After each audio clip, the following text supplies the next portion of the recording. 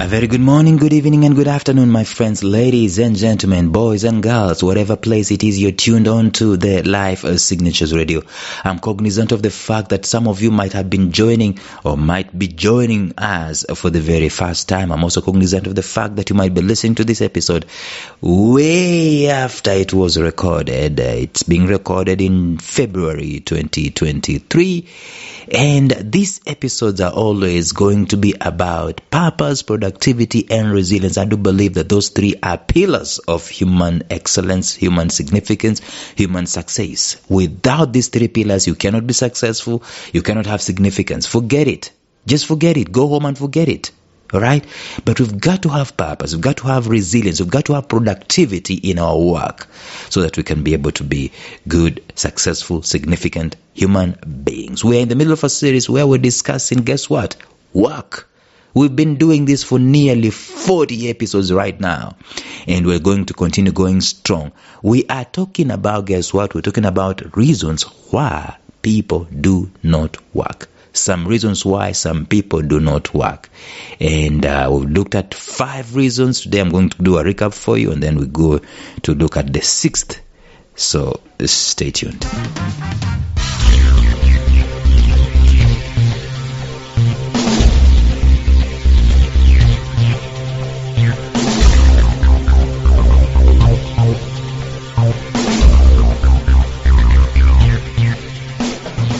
Welcome to the Life Signatures podcast with Lawrence Namale. Lawrence is a life coach, author, and keynote speaker who loves to tackle different topics on purpose, productivity, and resilience. His mission in life is to awaken all your boundless possibilities available in you. Life Signatures podcast is dedicated to bring to reality every single person who knows that deep down in their gut, there's got to be more to life than this. And now, here is your host, Lawrence Namale.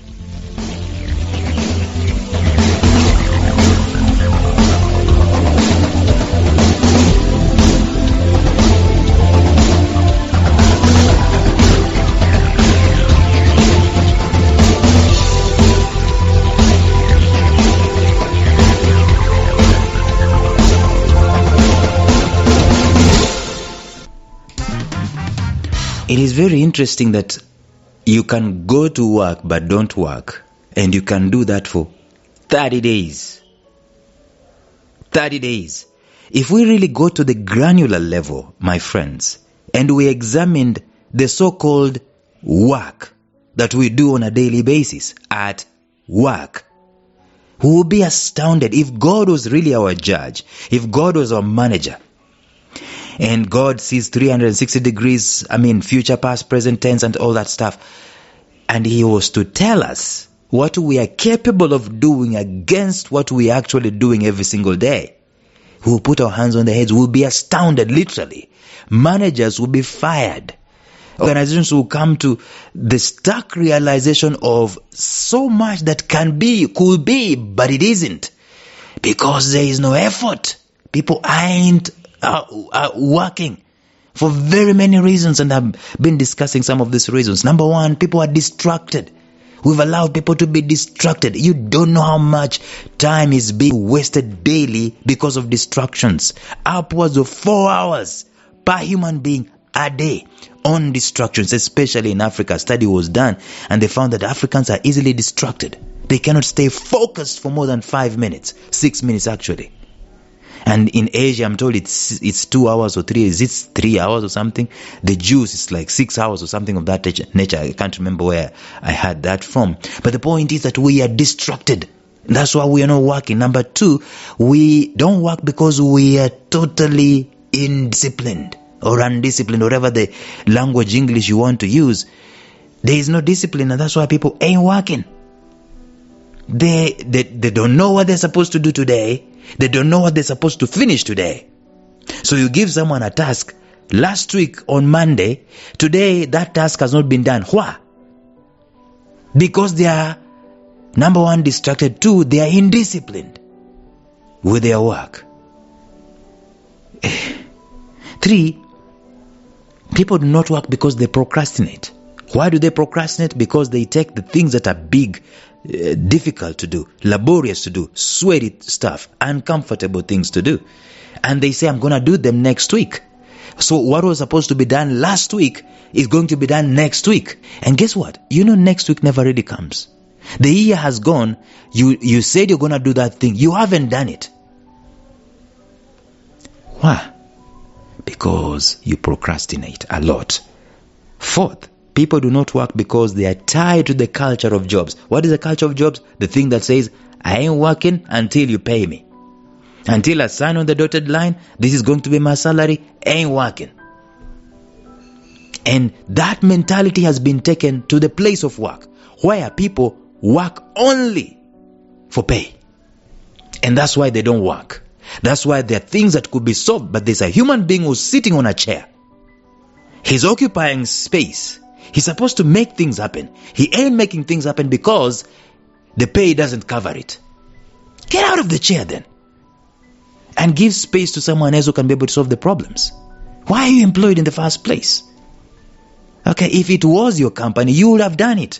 If it was your organization, your startup, you would have done it yesterday, long time ago. That mentality of jobs is a very bad mentality anyway. Fifth, the reason why people do not work is purposelessness. And this one, I honestly cannot blame very many people. The way we were schooled devoid of purpose. School to cram things. In fact, we were schooled so that we can be able to get employed. Largely, 90% of the education system is for people to look for employment, which is not there actually. And we are schooled without purpose. We have purpose inside of us. God hid purpose inside of our psyches, but we're not looking for it. So I show up at work. I am purposeless. Tell me, how am I going to work? How am I going to work honestly? Because I am purposeless. And that's one major reason why people do not work. The sixth reason, I'm going to talk about this today. One of the most sinister reasons why people do not work is the looking and seeking for comfort. Looking and seeking is the same thing, but seeking for comfort. My friend who does something called jobpreneurship is called Andrew Senyonjo. He shared extensively with me, actually on my blog one day, about something he called the Protestant work ethic. It was constructed on the premise that work was a curse of disobedience of mankind. Now, if I'm to talk about the Protestant work ethic by Andrew for a minute or so, he said, why do you think the message of working to retire early sounds good? Why do you think having your money work for you sounds attractive? He was asking those questions. Why is it that human beings quickly adopt technologies to reduce the amount of work that they do? Why don't we maintain horses as a means of transport in preference for cars today? Is it our love for faster results or our dislike for work?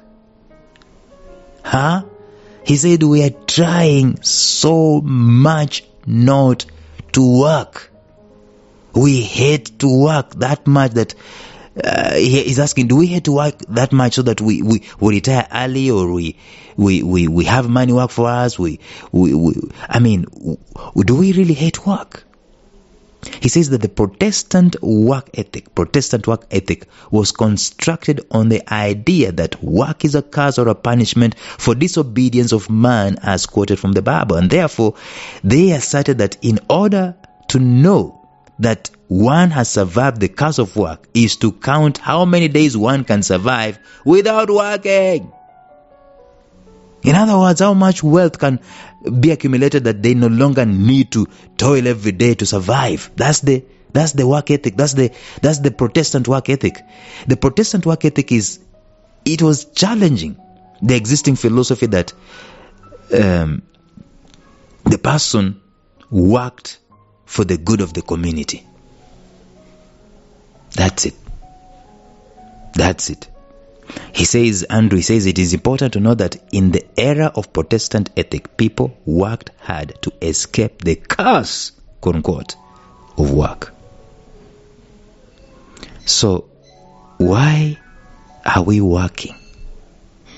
Why is work important? The world is conditional, number one. In order to be fruitful, it demands from us work. Number two, there is nothing desirable in work itself if it's no purpose. Number three, human beings run away from painful events and things towards pleasurable ones. They run towards pleasurable things. Work itself is not desirable.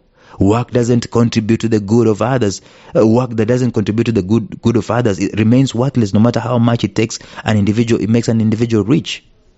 All these are the considerations. But the people do not work because they are looking for this comfort. Consequently, people view work, of any kind by the way, as something that must be endured.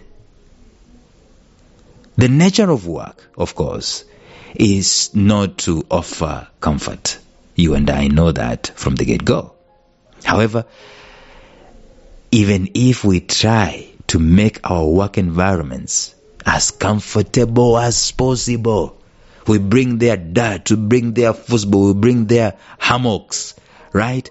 Trying to make a workspace to be cozy. It doesn't remove the aspect, the idea that work is involving, work is laborious, work is sweaty, work is uncomfortable, work can be even difficult, it can be impossible, trying to solve impossible things. Work is tiring, but it's very fulfilling at the end of the day.